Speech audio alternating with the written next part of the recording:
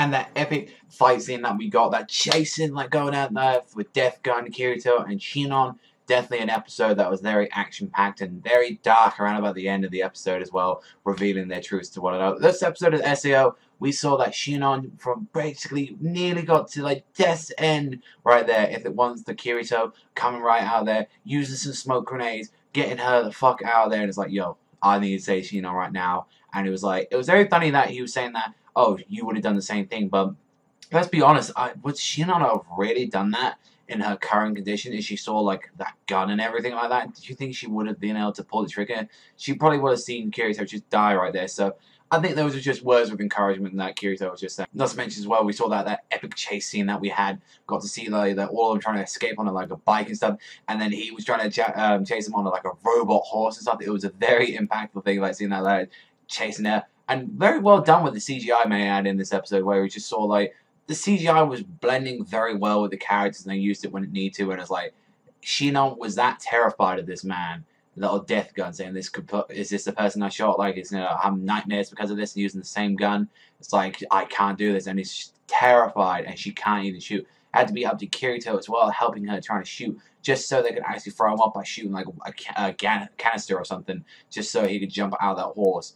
And for most of the episode, they were just there talking and breaking down, like, so what happened to the situation and shit. And it's like, oh, like Sinon breaking down, going, like, if you can't, like, do that, then protect me for the rest of my life, like that. And it goes to show, like, how very, like, kind of weak inside Sinon is. Like, she tries to get all the strong girl act, but, like, really, as she was explaining, like, she was just revealing her previous self just then, like, that she was saying that she was no better than her, like, 5 years ago, and it's like, this is what she wants to come. And it's like, she was explaining the whole situation. I can't even like hold a gun in real life, which, to be honest, I think if you're like I don't know, 16, 17, like, how old is she in like SAO? I don't think most schoolgirls are supposed to be holding a gun or even wielding one like that, saying like that. So yeah, a kind of little situation with that.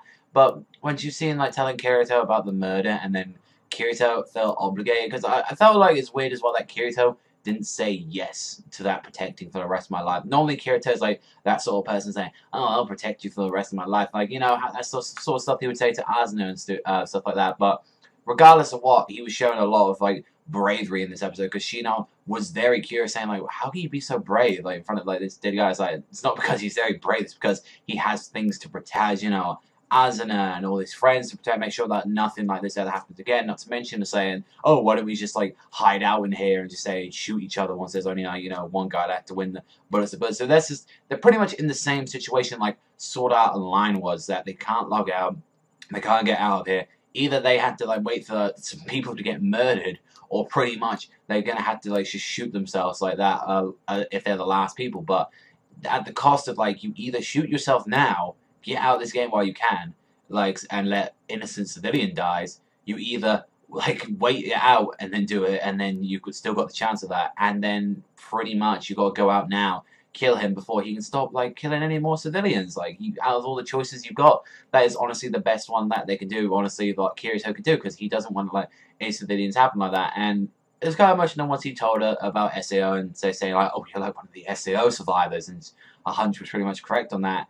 And explaining the whole stuff about laughing coffin, I was like, that's a lot to probably Kirito to say up. So yeah, they do have something to like relate to, but it was kind of crazy just to see Sinon like crying and breaking down, as she's known for being a strong person in the series. Like, she's known for being like there, and to see her breaking down and Kirito like trying to console her, she's like snapping it away. Like, no, like, you don't do that. She's like, I'm crying out there. It's like definitely like a very like emotional episode at the end, and definitely as well very hype at like the starting point when you get to see them like on those chasing scenes and stuff like that, trying to shoot like back and forth. That was really good. Overall, this episode was really good. It had some very deep moments to it, and I'm very looking forward to episode 11. I can't wait to see what's going to happen. I'm going to give this one an 8 out of 10 this week, but let me know what you think in the comment section down below. Like, what do you think about this episode of SAO? But that's all for me. Always, thank you very much for watching. Always remember, I'll see you guys next time.